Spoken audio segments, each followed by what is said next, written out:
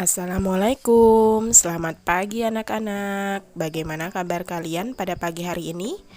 Mudah-mudahan kalian selalu diberikan kesehatan serta kebahagiaan ya. Anak-anak, bagaimana sudah siap belajar pada pagi hari ini?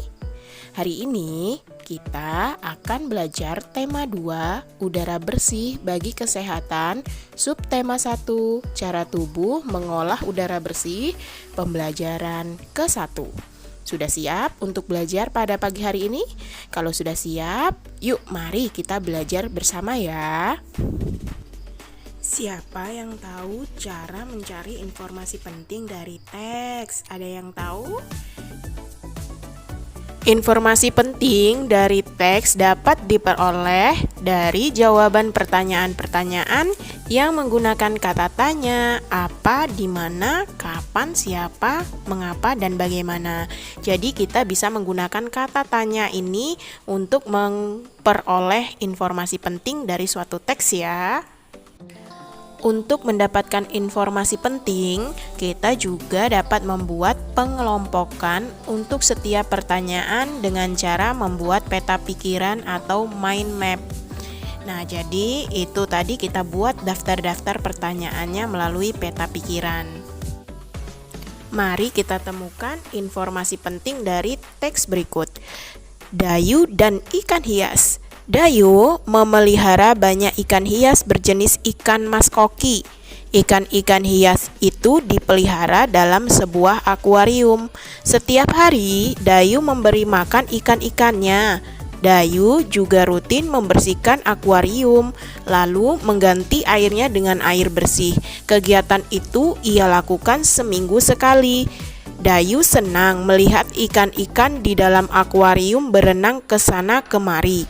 Dayu memperhatikan saat mulut ikan-ikan itu terbuka dan menutup, seolah-olah ikan-ikan itu selalu menelan air. Dayu bertanya-tanya, apa yang dilakukan ikan-ikan itu? Sekarang mari kita cari informasi penting dari teks tadi ya. Di sini kita buat peta pikiran seperti gambar di bawah ini. Jadi peta pikirannya itu bercabang seperti ini.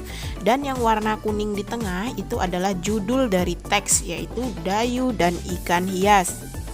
Kita lihat untuk pertanyaan yang pertama yang paling atas itu ada kata tanya apa? Apa nama jenis ikan hias yang dipelihara?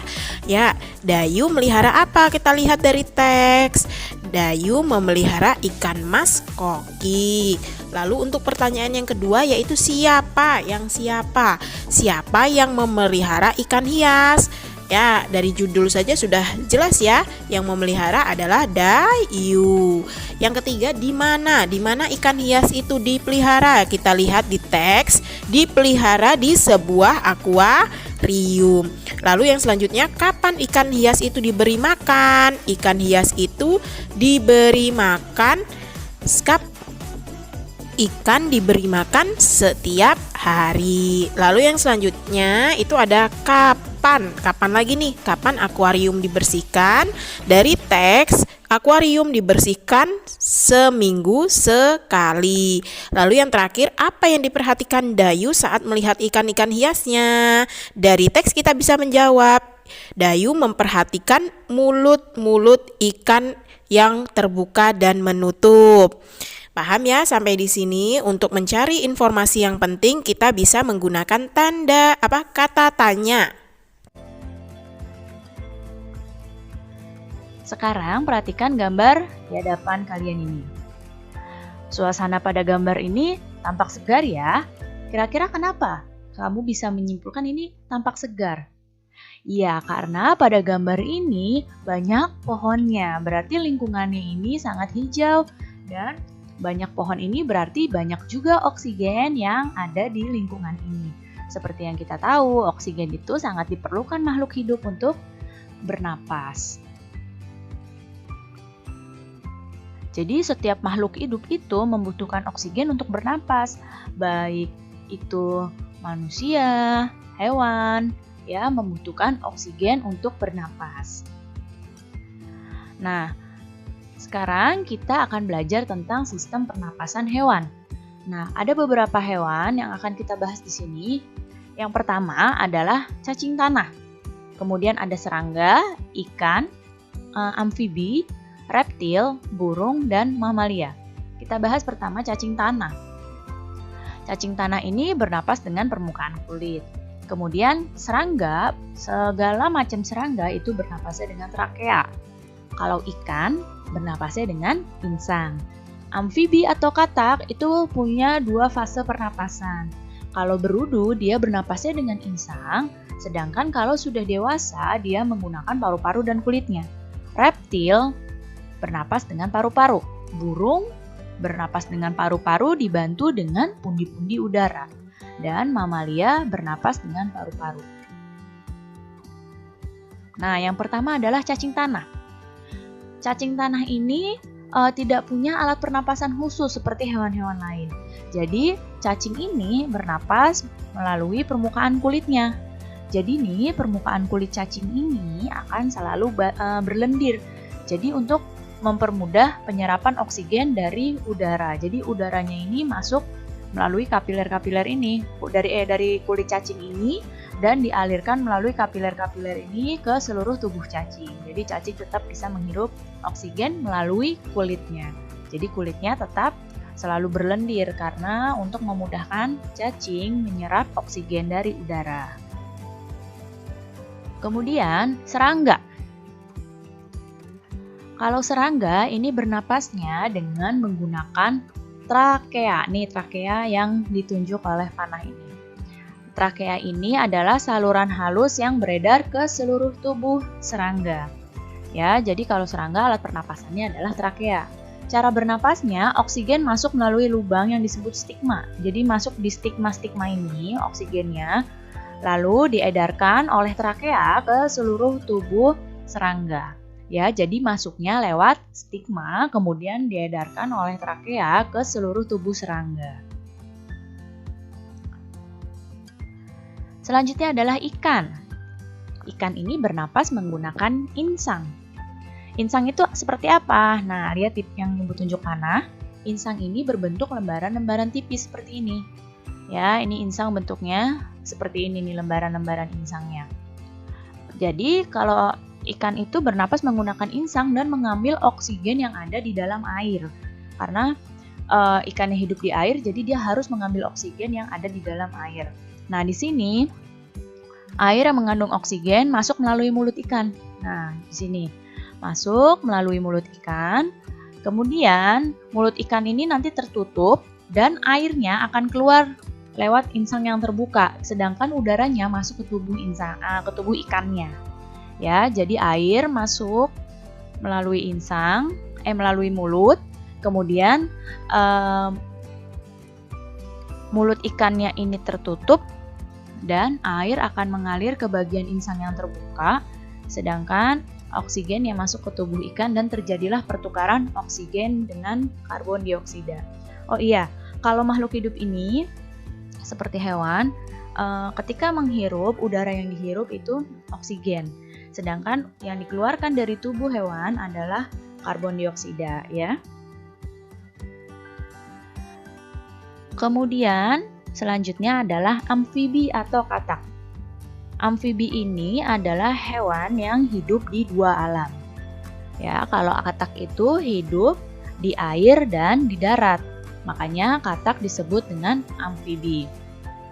Jadi amfibi itu punya 2 tahap hidup. Nah, kalau katak ini ketika hidup di air, dia bentuknya kecebong dan ini adalah katak dewasa.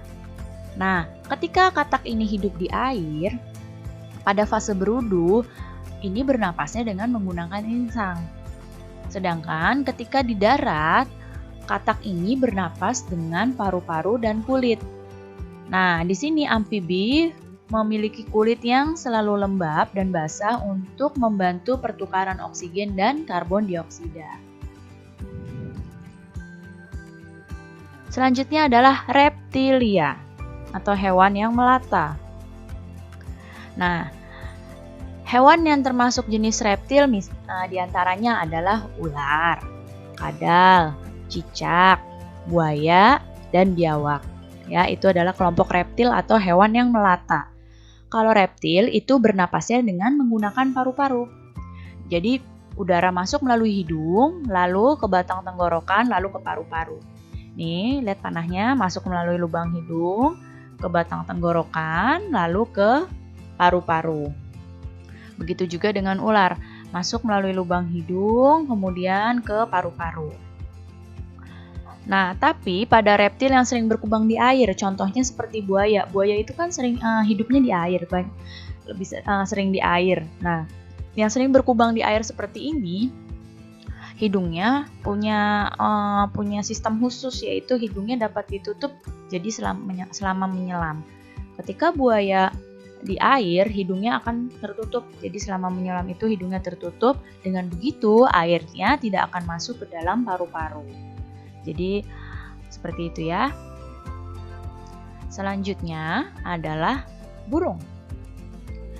Hewan-hewan pada kelompok burung ini bernapas dengan menggunakan paru-paru, sama seperti reptil. Ya, napasnya menggunakan paru-paru. Tapi burung ini punya alat bantu pernapasan, yaitu pundi-pundi udara. Jadi pundi-pundi udara ini mampu menyimpan udara. Ketika terbang, burung itu tidak bernapas melalui hidung, tapi menggunakan udara yang tersimpan di pundi-pundi udaranya. Ya, jadi ketika terbang, burung itu tidak bernapas dari hidung, melainkan dari pundi-pundi udara. Sedangkan ketika dia sedang bertengger di pohon, dia akan bernapas menggunakan paru-parunya. Jadi alat utama pernapasan pada burung adalah paru-paru dibantu dengan pundi-pundi udara. Selanjutnya adalah mamalia. Mamalia ini adalah hewan-hewan yang menyusui anaknya, seperti kuda, kemudian kucing, kambing, sapi, harimau, ikan paus, kemudian lumba-lumba itu adalah termasuk mamalia. Monyet juga termasuk mamalia. Nah, kalau mamalia ini sama dengan reptil, yaitu bernapas dengan paru-paru. Tapi hanya paru-paru saja kalau di mamalia. Jadi oksigen ini masuk melalui hidung, lalu ke tenggorokan, lalu ke paru-paru. Nah, kalau mamalia yang hidup di air bagaimana bernapasnya? Nah, mamalia yang hidup di air bernapas dengan cara memunculkan diri ke permukaan air secara berkala, atau kadang-kadang dia suka muncul di permukaan air untuk mengambil udara. Seperti ini. Lumba-lumba dan paus ini merupakan mamalia yang hidup di air, tapi mereka kan tetap butuh oksigen untuk bernapas. Jadi, kedua hewan ini akan sesekali muncul ke permukaan air untuk apa? Untuk mengambil oksigen yang ada di udara. Nanti baru dia menyelam lagi ke air. Jadi ketika tubuhnya hewan ini sudah butuh oksigen, maka akan muncul ke permukaan air. Ya, secara berkala lalu mengambil udara, baru masuk lagi ke dalam air. Baik, cukup sekian ya penjelasan Ibu kali ini. Mudah-mudahan kalian dapat paham dan mengerti. Terima kasih anak-anak semua. Sampai jumpa lagi. Wassalamualaikum warahmatullahi wabarakatuh.